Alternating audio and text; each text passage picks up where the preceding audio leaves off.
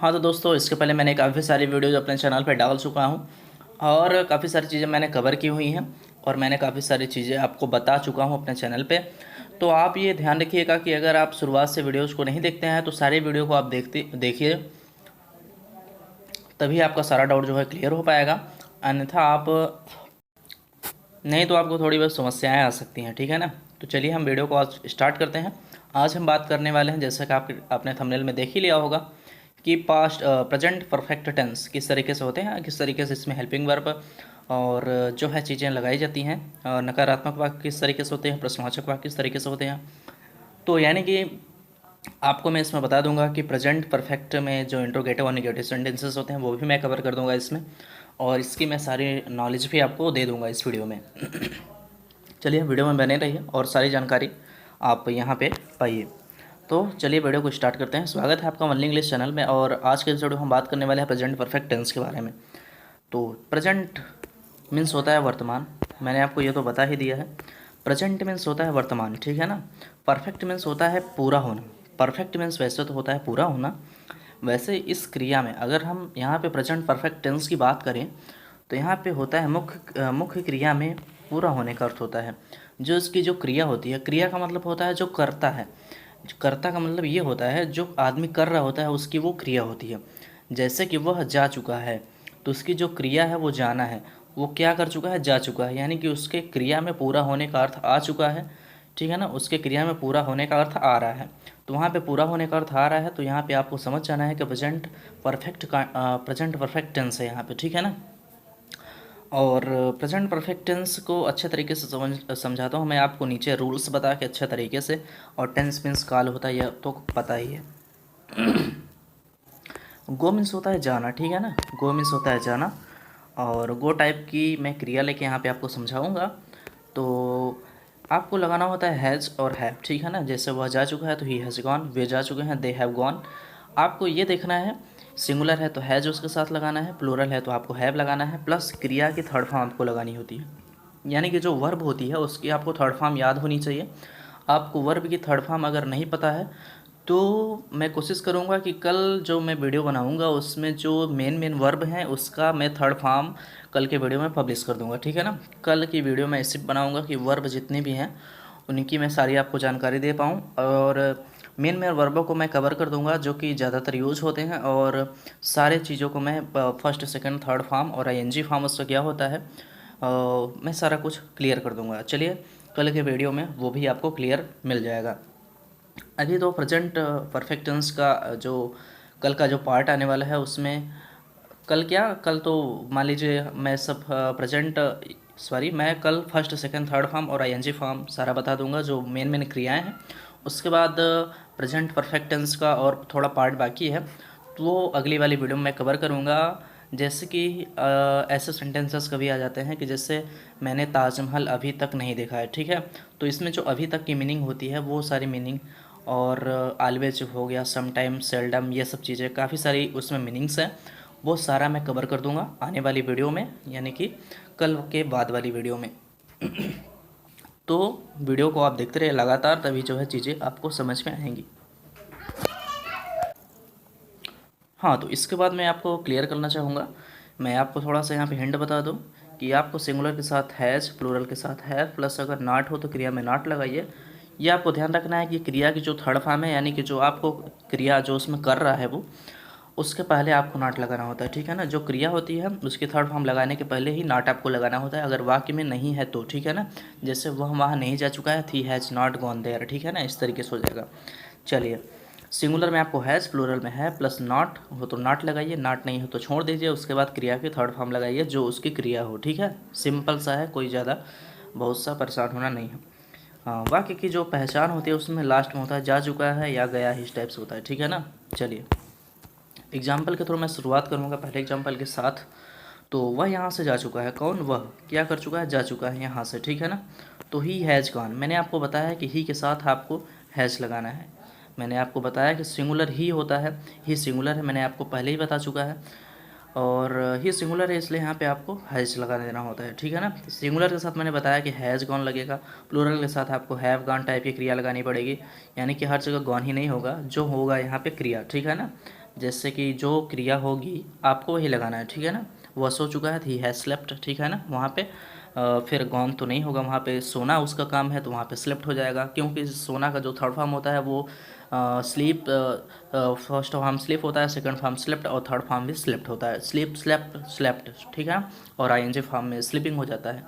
और ऐसे गो में होता है, ठीक है ना।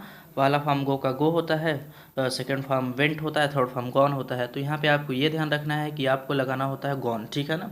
आप गॉन लगाएंगे यानी कि क्रिया के जो थर्ड फॉर्म लगाएंगे तभी आपका जो परफेक्ट टेंस है वो बनेगा, ठीक है ना। आपको क्रिया के थर्ड फॉर्म लगाने से पहले अगर वाक्य में नहीं मिलता है तो आपको वहाँ पे नॉट लगा देना होता है। यहाँ पे तो नॉट हमें लगाने की ज़रूरत नहीं है, क्योंकि वाक्य में हमको नहीं मिल रहा है, ठीक है ना। जैसे वह यहाँ से नहीं जा चुका है तो यहाँ पे हो जाता है he has not gone from here. मैंने आपको यहाँ पे क्लियर कर दिया है कि अगर आपको वाक्य में नहीं मिलता है तो आपको जो क्रिया है, जो क्रिया के थर्ड फॉर्म है, उसके पहले ही आपको नॉट लगा देना होता है। चलिए, यहाँ पे नॉट नहीं है तो यहाँ पे हम नॉट नहीं लगाएंगे। यहाँ पे सिंपल वाक्य है तो मैं ऐसे ही इसको रहने देता हूँ। चलिए आगे मैं वो भी वाक्य इंट्रोगेटिव और निगेटिव नीचे वाले में मैं एग्जाम्पल में कवर कर रहा हूँ, वो भी आप देख लीजिए, अच्छे तरीके से समझ लीजिए। और ये दूसरा एग्जाम्पल है हमारे पास। वे अपना काम पूरा कर चुके हैं। कौन? वे पूरा कर चुके हैं क्या? अपना काम। तो दे हैव, ठीक है ना। दे जो होता है वो बहुवचन होता है, और उसके साथ तो मैंने बताया है कि बहुवचन के साथ आपको हैव लगाना होता है, तो दे हैव कंप्लीटेड हो जाएगा, ठीक है ना। कंप्लीट मीन्स होता है पूरा करना, कंप्लीटेड ये जो है कंप्लीट का थर्ड फॉर्म है, ठीक है ना। तो पूरा करने का जो थर्ड फॉर्म होता है इंग्लिश, वो कंप्लीटेड होता है, ठीक है। और जो दे है वो बहुवचन है यानी कि प्लूरल है, इसलिए यहाँ पे आपको लगा देना होता है हैव, ठीक है ना। तो they have completed their work, इस टाइप से हो जाएगा, ठीक है ना। चलिए, रमेश उसके घर में चला गया है। कौन? रमेश चला गया कहाँ? उसके घर में। तो रमेश हैज़ गॉन। जो रमेश है वो एक वचन है, ठीक है ना। तो रमेश के साथ आपको लगा देना होता है हैज़, ठीक है। तो रमेश यानी कि पुरुष, रमेश पुरुष जो है वो अकेला है, इसलिए यहाँ पे आपको सिंगुलर वाक्य लग रहा है। तो जो सिंगुलर वाक्य होते हैं उसमें आपको लगा देना होता है हैज़, ठीक है ना। अगर प्लूरल आपको लगे तो वहाँ पे आपको हैव गॉन टाइप की क्रिया लगानी होती है, और सिंगुलर है तो हैज़ गॉन टाइप की क्रिया। अगर नॉट हो तो एंड जो आपकी थर्ड फॉर्म है क्रिया की, उसके पहले ही नॉट आ जाता है। तो Ramesh has gone to in his home, ठीक है, इस तरीके से हो जाएगा। चलिए, यहाँ पे कहीं जाने के लिए आपको टू लगाना होता है, ये आप ध्यान रखिएगा। जैसे ये चौथा एग्जाम्पल है हमारे पास, यह कुर्सी किसने तोड़ी है। कौन? यह कुर्सी तोड़ी है, ठीक है। ये जो किसने है ये क्या है? प्रश्नवाचक शब्द है, ठीक है ना। तो किसने के लिए आपको लगा देना होता है हु, ठीक है ना। हु मीन्स होता है कौन या किसने, दोनों चीज़ें होती हैं। तो जो हु होता है वो एक साधारण वाक्य माना जाता है वैसे तो, और यहाँ पे साधारण वाक्य हम नहीं कहेंगे हु को। वैसे हु यहाँ पे आपको पहले ही लगा देना होता है, क्योंकि जो हु होता है वो होता है सिंगुलर, ठीक है ना। हु को हम सिंगुलर मानते हैं, इसलिए यहाँ पे हु के साथ मैंने हैज़ लगाया हुआ है, ठीक है ना। तो who has broken. Broke means होता है तोड़ना, और ब्रोकन ये थर्ड फॉर्म है, ठीक है ना। और जो कुर्सी तोड़ना है यहाँ पे उसके लिए आपको ब्रोकन लगा देना होता है। This chair, who has broken this chair. यह कुर्सी किसने तोड़ी है, तो यह कुर्सी किसने तोड़ी है। मैंने आपको बताया है कि प्रश्नवाचक जो शब्द होते हैं वो लगाने के बाद आपको 2 नंबर लगाना होता है। 2 नंबर हैज़ है, फिर 1 नंबर, ठीक है ना। सॉरी, फिर उसकी क्रिया जो है वो लगानी होती है, फिर उसके बाद जो 1 नंबर है वो चला जाता है। चलिए, उलट फेर हो जाता है, ये मैंने पहले ही क्लियर कर चुका है, वो आप सारी वीडियोज़ को वहाँ पे जाके देखिए, तभी आपको जो है अच्छे तरीके से सारी चीज़ें क्लियर हो पाएंगी। उससे वहाँ किसने भेजा। कौन? उसे। वहाँ किसने, मैंने आपको बताया हु मीन्स कौन या किसने। तो जो उसे है वो अकेला है, तो यहाँ पे उसे से कोई मतलब है नहीं, यहाँ पे आपको किसने देखना है। तो किसने मीन्स यानी कि हु होता है, हु मीन्स होता है कौन या किसने। तो हु किसने के लिए आपको हु लगाना होता है, तो हु हैज़ हो जाएगा, ठीक है ना। जो हु होता है वो सिंगुलर होता है, मैंने आपको इसके पहले वाले वाक्य में बताया हुआ है यहाँ पे। तो हु हैज़ सेंट, और जो सेंट का जो भेजना का थर्ड फॉर्म होता है वो सेंट होता है। सेंट, ठीक है ना, इस टाइप्स होते हैं। जो फर्स्ट फॉर्म होता है यस ई एन डी होता है, ठीक है ना। Second form S E N T, और थर्ड फॉर्म भी S E N T. Sent इस टाइप से, ठीक है ना। तो who has sent him means होता है उससे या उसको। मैंने पहले ही सारी चीज़ें बता चुकी हैं, आप सारा वीडियो वहाँ पे देखिए, तभी जो है चीज़ें क्लियर हो पाएंगे। मैं आपसे बार बार कह रहा हूँ, क्योंकि आप सारा कुछ देखते आएंगे तभी जो है क्लियर होंगी चीज़ें।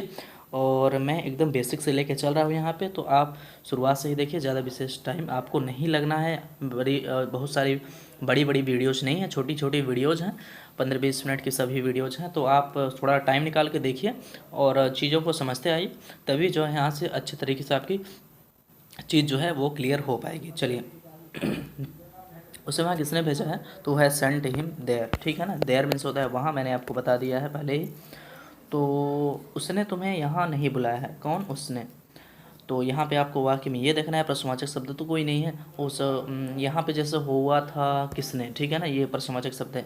इस वाक्य में प्रश्नवाचक शब्द नहीं है, ठीक है ना। ही मीन्स होता है उसने, उसने तुम्हें यहाँ नहीं बुलाया, ही हैज़ नॉट सेंट, ठीक है ना, ही हैज़ नॉट कॉल्ड।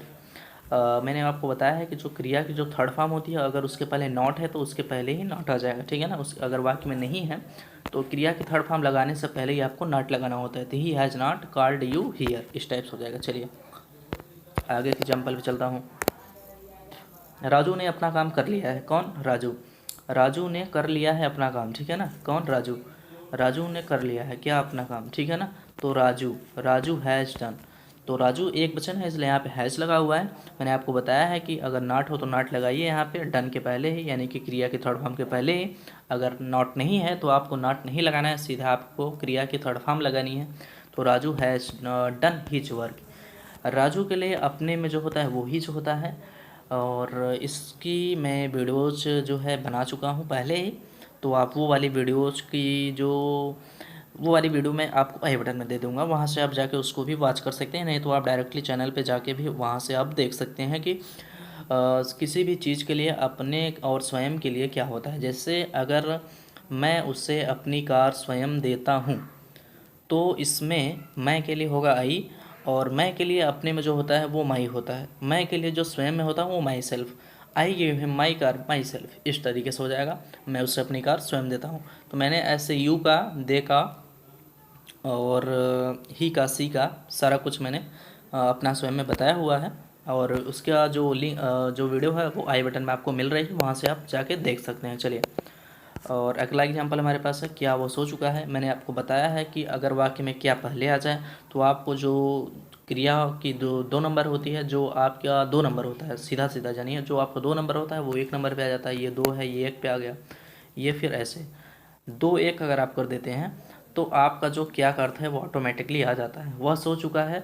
वैसे अगर हम माने तो क्या को अगर हम हटा दें तो वह सो चुका है, ऐसे होगा ही हैज़ स्लेप्ट। तो क्या वह सो चुका है तो हैज़ ही स्लेप्ट, ऐसे हो जाएगा, ठीक है ना। आपको यही उलट फेर करना होता है 2 चीज़ों का शुरुआत में, उसके बाद सारा कुछ वही रहता है जितना भी वाक्य में है, ठीक है ना। चलिए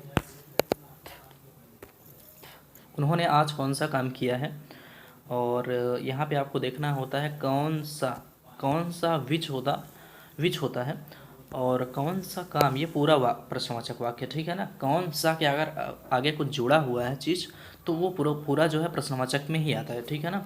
तो यहाँ पे उन्होंने आज कौन सा काम किया है, तो यहाँ पे आपको पूरा प्रश्नवाचक वाक्य कौन सा काम मिल जाता है। तो विच वर्क यहाँ पे हो जाएगा, ठीक है ना। Which work have they, have लग जाएगा क्योंकि यहाँ पे दे है, ठीक है ना। Which work have they.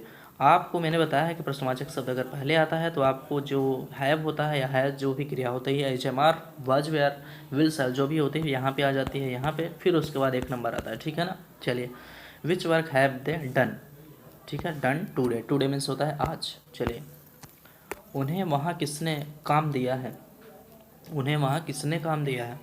Who means होता है कौन या किसने, मैंने आपको बता दिया है। तो उन्हें वहाँ किसने काम दिया, तो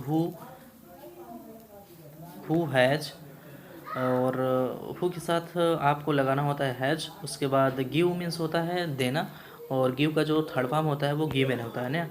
तो हु हैज़ गिवन देम, ठीक है ना, who has given them work there, ठीक है ना। यहाँ पे आपको कन्फ्यूज नहीं होना है। तो हु हैज़ गिवन, उन्होंने वहाँ, मैंने आपको बताया है कि आपको प्रश्नवाचक शब्द लगाना होता है, फिर 2 नंबर। अगर उसके हैज़ है के बाद मैंने बताया है आपको क्रिया की थर्ड फॉर्म लगानी होती, नॉट होता, यही नॉट होता। तो हु हैज़ गिवन, उसके बाद होता है उन्हें, ठीक है ना। देम मीन्स होता है उन्हें या उनको। ये सब सारी चीज़ें मैंने पहले ही कवर कर चुका हूँ। और उन्हें वहाँ किसने काम दिया है, तो हु हैज़ गिवन देम। उसके बाद देम हो गया वर्क, वर्क मीन्स होता है काम, ठीक है ना। गिवन देम वर्क, ठीक है ना। फिर उसके बाद देयर हो जाएगा। चलिए हमारे पास ये जो है लास्ट एग्जाम्पल है। मैं आपसे अभी तक कुछ नहीं कहा हूँ, तो वीडियो पसंद आई हो तो लाइक करना बिल्कुल भी मत भूलिएगा, और चैनल पर नए हो तो सब्सक्राइब जरूर करिएगा और बेल आइकन प्रेस कर लीजिए। चलिए, और राम मेरे घर पर क्यों नहीं आया है, वाई। वाई मीन्स होता है क्यों। आपको पहले सबसे वाक्य में देखना होता है प्रश्नवाचक शब्द तो नहीं है, तो यहाँ पे आपको क्यों जो है वो प्रश्नवाचक शब्द मिल चुका है। और प्रश्नवाचक शब्द अगर मिलता है वाक्य में तो आपको पहले वाई जो प्रश्नवाचक शब्द होता है वो आपको बाहर निकालना होता है। तो जो क्यों की जो इंग्लिश होती है वो होती है वाई, तो आपको यहाँ पे लिखना होता है वाई। तो राम मेरे घर पर क्यों नहीं आया है, तो वाई हैज़, ठीक है ना, why has Ram, why has Ram, ठीक है ना। यहाँ पे हैज़ इसलिए आया क्योंकि यहाँ पे राम है। आपको अगर प्रश्नवाचक शब्द मिलता है तो मैंने आपको बताया है कि जो हैज़ है बीच एमआर विल शैल जो होता है वो यहाँ पे आ जाता है प्रश्नवाचक शब्द के तुरंत बाद। प्रश्नवाचक शब्द के तुरंत बाद आपकी जो हेल्पिंग वर्ब होती है वो तुरंत ही यहाँ पे आ जाती है, ठीक है ना। उसके बाद आता है आपका एक नंबर, फिर नॉट। मैंने आपको बताया है कि जो नॉट होता है वो थर्ड फॉर्म के पहले ही लगता है, तो थर्ड फॉर्म का क्या है, कम। जो आने की जो मीनिंग होती है वो पहला फॉर्म जो कम होता है उसका फर्स्ट फॉर्म कम ही होता है, सेकंड फॉर्म केम होता है। पहला फॉर्म आने की होता है सी ओ एम ई, और सेकंड फॉर्म कम का होता है सी ए एम ई केम, और थर्ड फॉर्म आपका फर्स्ट फॉर्म के जैसा ही होता है यानी कि सी ओ एम ई, यानी कि कम केम कम। उसके बाद अगर हम आई एन जी फॉर्म की बात करें तो कमिंग हो जाता है, ठीक है ना। चलिए, वह मेरे घर पर क्यों नहीं आया है, तो why has he not come on my home, इस तरीके से हो जाएगा। चलिए दोस्तों, उम्मीद करता हूँ कि सारी चीज़ें आपको ज़रूर समझ में हैं। अगली वीडियो में मैं आपको बता ही चुका हूँ कि मैं सारी आपको वर्ब की आईएनजी फॉर्म्स में क्लियर करा दूँगा, और सॉरी वर्ब की आईएनजी फॉर्म्स और फर्स्ट सेकंड थर्ड और उसके साथ साथ आईएनजी फॉर्म, ठीक है ना। तो यानी कि कल वाली वीडियो में मैं उसको बता दूंगा, आप अच्छे तरीके से उसको समझ लीजिए। अगर आपको मीनिंग्स पता रहेंगी, आपको वर्ब्स पता रहेंगे, तभी आप जो है किसी वाक्य का इंग्लिश कर सकते हैं, अन्यथा आप करने में बहुत ही असहज महसूस करेंगे, ठीक है ना। तो चलिए, आज तक के लिए इतना ही, तब तक के लिए नमस्कार, धन्यवाद, आपका दिन शुभ हो।